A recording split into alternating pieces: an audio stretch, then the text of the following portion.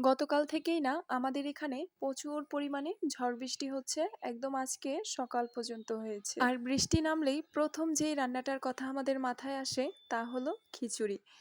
বৃষ্টি নামলেই না আমাদের ঘরে সবাই খিচুড়িটাকে বেশি মিস করে। আমার হাসব্যান্ডও বলছিল, "এত বৃষ্টি হচ্ছে তাহলে আজকে রাতের খাবারের জন্য খিচুড়ি রান্না করবে।" আমার বড় ছেলেও তাই, "মা আজকে কিন্তু খিচুড়ি রান্না করবে।" তারপরে এই যে দুপুরবেলা কিছু সবজি নিয়ে আসছিল। ঢ্যাঁড়স, মিষ্টি কুমড়া, কাঁকরোল। কাঁকরোলটা না এই ১ম হচ্ছে বাসায় নিয়ে আসছিল।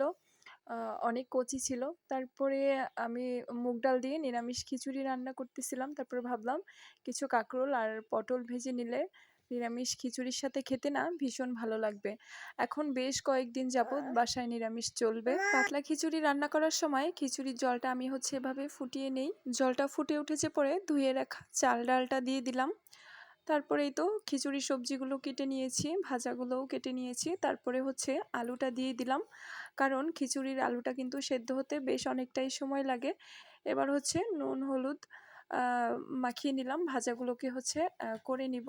এমনি দিনের থেকে বৃষ্টির দিনে খিচুড়ি রান্না করলে কিন্তু খেতে একটু বেশিই ভালো লাগে, তাই না?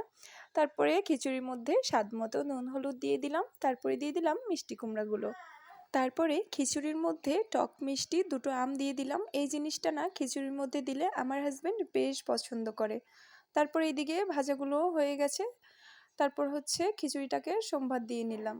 সম্ভার করার পরে কিছু ভাজা মসলা উপর দিয়ে ছড়িয়ে কিছুক্ষণ জাল করে তারপরে হচ্ছে খিচুড়ি নামিয়ে নিব।